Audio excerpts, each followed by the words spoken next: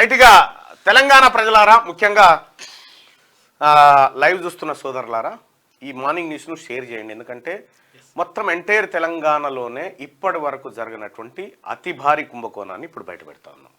దయచేసి morning న్యూస్ను share చేయండి, మీ ఊరు గ్రూప్లలో పెట్టండి, మీ ఫేస్బుక్లలో పెట్టండి, ఎక్కడన్నా పెట్టండి. అతి భారీ కుంభకోణం, ఇప్పటి వరకు జరగనటువంటి అతి భారీ కుంభకోణం. బహుశా ప్రభుత్వానికి కూడా ఇది ఇంకా చేరలేదు. సో ఈ స్క్రీన్ ద్వారా, మార్నింగ్ న్యూస్ ద్వారా ప్రభుత్వానికి, బయటి ప్రపంచానికి తీసుకొస్తా ఉన్నాం. ముందుగా ఆ కుంభకోణానికి సంబంధించినటువంటి అంశాన్ని ఒకసారి మీ ముందు బయట పెడతాం. కాళేశ్వరం 1,00,000 కోట్ల కుంభకోణం అనుకున్నాం కదా, దాని తాత ఇది. దాని తాత కుంభకోణము చాలా ఎంత అద్భుతంగా అంటే అసలు మీరు అంతా నోరెళ్ళ పెట్టేటువంటి ఒక భారీ కుంభకోణం ఇది. వాళ్ళకి ఆధారం అయిపోయింది, ఇలా పొద్దున కొంచెం ఆధారం అయిపోయింది, ఇలా లేవరు ఇవాళ మనం ఏం చెప్పినా వాళ్ళు వినరే. చూస్తారు కానీ ఇప్పుడు జరా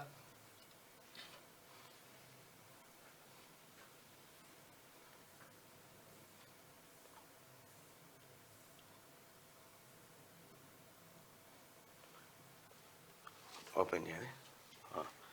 ఇది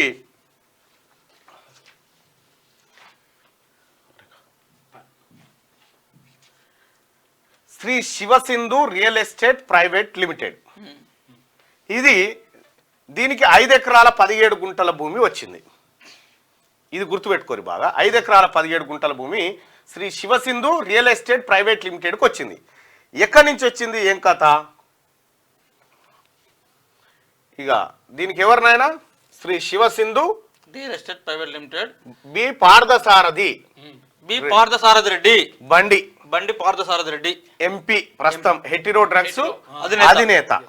రైట్, ఇక అది క్లోజ్ చేయనా?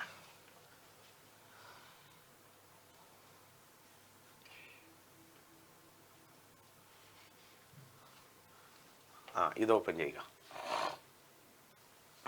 రైట్, అయితే కాందీ శీకుల భూమి అంటారు, అవెక్యూ ల్యాండ్స్.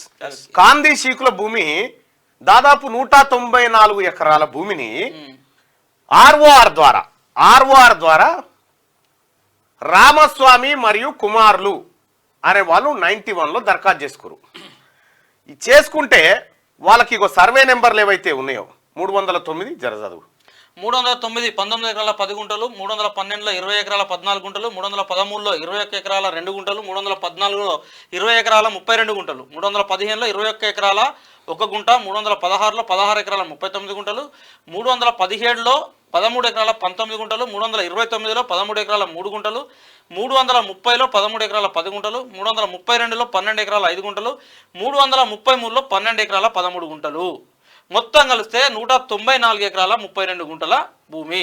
రైట్, ఇది కదా. ఇక నెక్స్ట్ ఒక్కటి చూడండి, మీకు కంప్లీట్ పిక్చర్ వచ్చేస్తుంది. ఏ డాక్యుమెంట్? టిఎస్సిసి. ఇంకో ఇది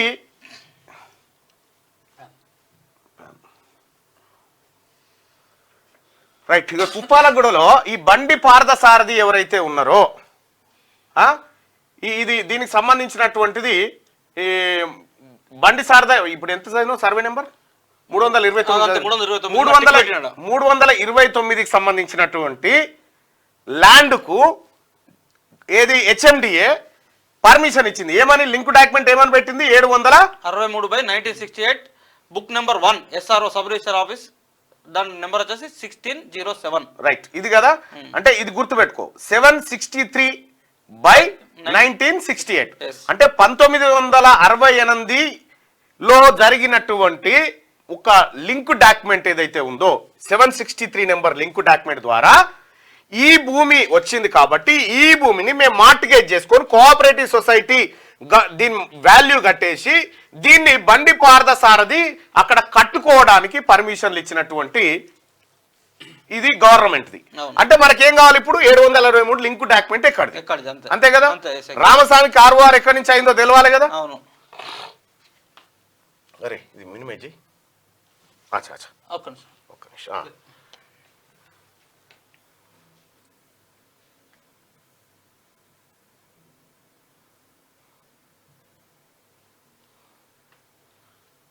నోటిఫికేషన్ పట్టాదారు పాస్బుక్లో వచ్చేసి ల్యాప్టాప్ ఉంది ఇప్పుడు.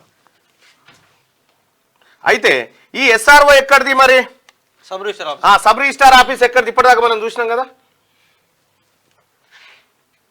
ఇది ఏ సబ్ రిజిస్టార్కి వస్తుంది? ఇది ఎస్ఆర్ఓ 1607. SRO 1607 ఏంటంటే రెడ్ హిల్స్. రెడ్ హిల్స్ ఎక్కడ ఉంటది? ఈ క్యాన్సర్ దవాఖానా మాసప్ ట్యాంక్ దగ్గర ఉంటది. ఇది ఈ రెడ్ హిల్స్ లో ఉంటది. ఓపెన్ చేయి. అయితే ఇది ఎక్కడదయా? ఈ లింక్ డాక్యుమెంట్ ఎక్కడదయా అంటే ఇగో గిడ ఒక విలేజ్ కాడ, అంటే అప్పుడు విలేజ్ 21 గజాల భూమి మీద అది లింక్ డాక్యుమెంట్. మొత్తం 21 గజాల భూమి డాక్యుమెంట్ పెట్టి 194 ఎకరాలు కొట్టేసిండు బండిపార సారథి అండ్ గ్యాంగ్. 194 పాయింట్. ఇప్పుడు చదివినావు కదా నువ్వు ఎంతనో. ఇది ఈ ట్రాన్సాక్షన్స్ అన్ని జరిగినాయి. బండిపారద సారథి పైసలు కట్టిండి వీటికి.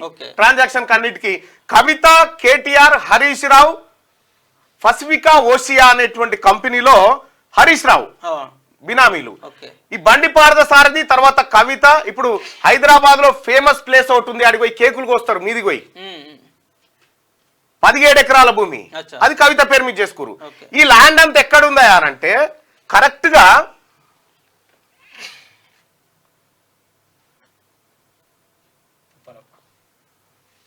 ఇగో ఇది ల్యాండ్. ఇది ఏ ల్యాండ్ అంటే మొన్న మొత్తం భారతదేశంలోనే అత్యధిక ధర పలికినటువంటి ప్రైమ్ ల్యాండ్ ఏదైతే యాక్షన్ పెడితే పోయిందా, ఇగో ఇదే ల్యాండ్. నువ్వు చదివిన 329 ఇదే. ఇది ఇది ఇది ఇది ఇది ఇగో ఇవన్నీ ఏవైతే ఉన్నాయో ఇవి ఫస్ట్ సెట్ చేసుకొని ఫస్ట్ ఈ భూములన్నీ వీళ్ళ మీదకి తెచ్చుకొని ఆ తర్వాత ఇవి యాక్షన్ కు దిగారు. యాక్షన్ తిరిగి అత్యధిక ధర పలికింది ఎకరాకు 100 కోట్లు. ఇప్పుడు దీని పక్క 100 కోట్లు అన్నట్టుగా. ఈ రకంగా కేవలం 21 గజాల భూమి ఏదైతే ఉందో ఆ డాక్యుమెంట్ నెంబర్ మీరు చూడండి, 763/1968. ఈ డాక్యుమెంట్ చూడండి, SRO నెంబర్ చూడండి.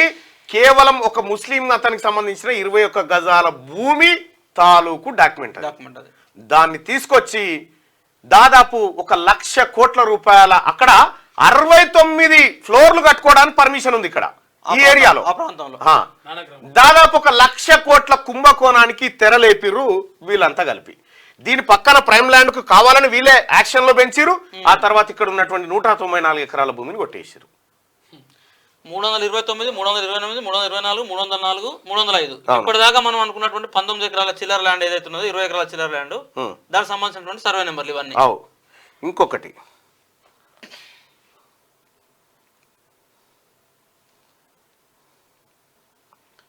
ఆ SRO నెంబర్ది. ఇప్పుడు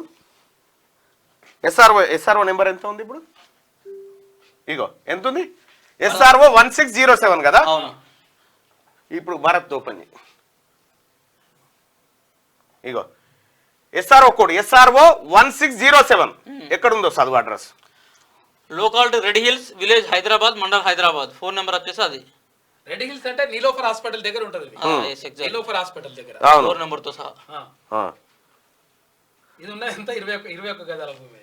ఈ డాక్యుమెంట్ ఇప్పుడు ఉందా? 1968 డాక్యుమెంట్ ఉంది ఇప్పుడు మన దగ్గర ఉంది. ఇప్పుడు ఉంది డాక్యుమెంట్ 21 గజాలకు సంబంధించిన 21 గజాలే. అది చిన్నపిల్లల దవాఖాన కాడ ఉంది. ఇది యాక్చువల్ గా ఈ నెంబర్ 21 గజాలు. నీలోఫర్ హాస్పిటల్ 21 గజాల డాక్యుమెంట్. ఇది 21 గజాల డాక్యుమెంట్ ను 194 ఎకరాలు చేసిరు ఇలా కడుపు సాలకుండా.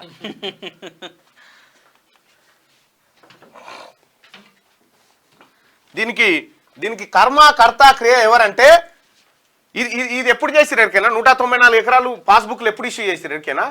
కరెక్ట్ గా తెలంగాణ రాష్ట్రంలో ఎన్నికలు అయిపోయి టిఆర్ఎస్ ఓడిపోగానే మొన్ననే చేసిరు ఇదంతా. ఎప్పుడు? డిసెంబర్ 9, 2023 నాడు. డిసెంబర్ 9, 2023 నాడు. డిసెంబర్ 9, 2023 నాడు 194.32 ఎకరాలు గండిపేట MRO ఆఫీస్ నుండి పట్టా పాస్ పుస్తకాలు రిలీజ్ చేసిరు. గండిపేట MROగా రాజశేఖర్, RDO చంద్రకళ. ఇవన్నీ ఎవరి మీదకి? వెంకటేశ్వర లార్జు రామస్వామి పేరు మీదకి వస్తే రామస్వామి పేరు మీదకి వీళ్ళందరూ మార్చేసుకోరు. టక మార్చుకొని అదే నైట్ మార్చుకొని రాత్రి 1కి మొత్తం బ్లాక్ చేసేసారు మళ్ళా. అయితే వీళ్ళు ఈ గ్యాబ్ లో చేస్తున్నటువంటి దందా అంతా పసిగట్టి వీటన్నిటిని ఇంటర్నెట్ డౌన్లోడ్ చేయడం జరిగింది.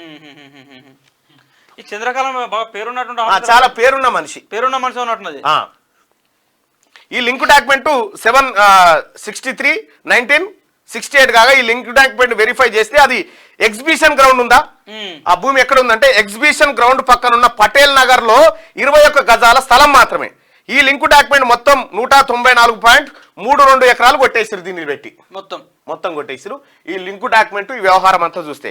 అయితే హెచ్ఎండిఏ డైరెక్టర్ ఉండేనా బాలకృష్ణ సౌజన్యంతో ఈ పర్మిషన్లు పొంది అప్పనంగా రాత్రికి రాత్రి అన్ని కొట్టేసి ఇక్కడ 100 కోట్ల రూపాయలకు ఎకరం. అయితే ఈడ 69 అంతస్తులు కట్టుకోవడానికి పర్మిషన్ ఇక్కడ మన తెలంగాణలో ఏడలేదు గాడ తప్ప. అంత పెద్ద వ్యవహారం చేసిరు. అయితే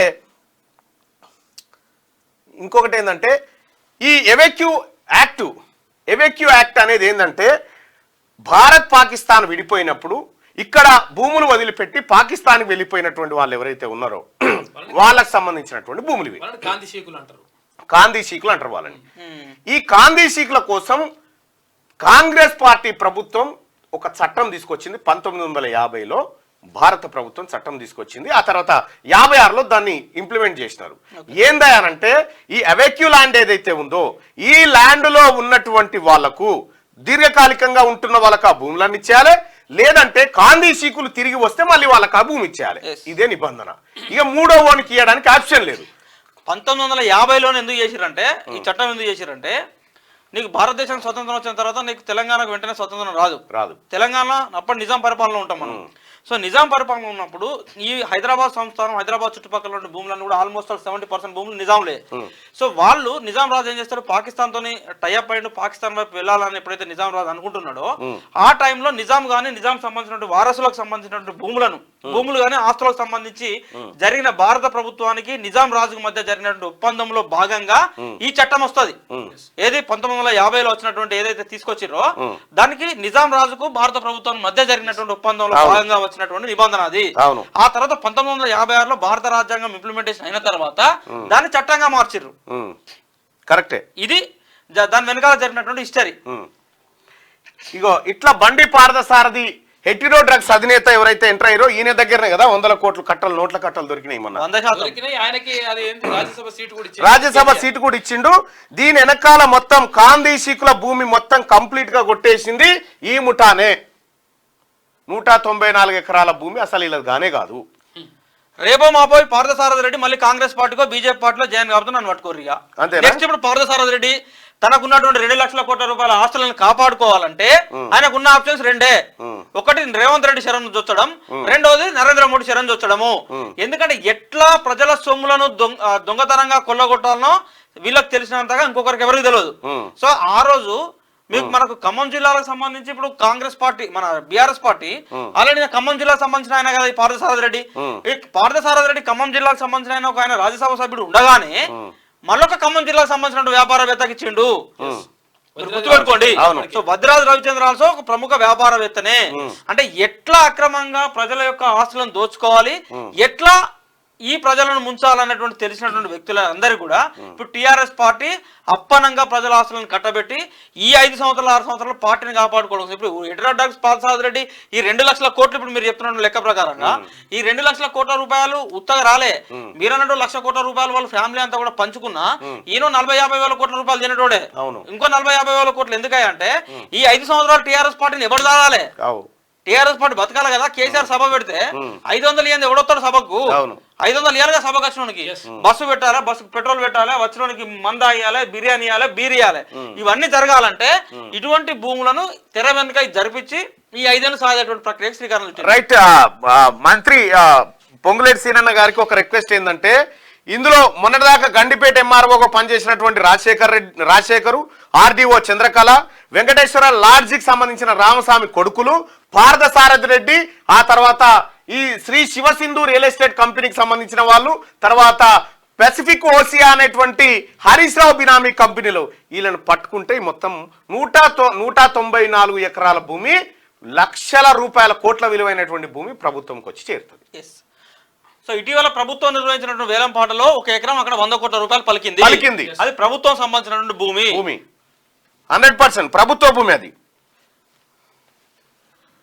రైట్ గో ఇది తెలంగాణ రాష్ట్రంలో మరో భారీ కుంభకోణం, భూ కుంభకోణం.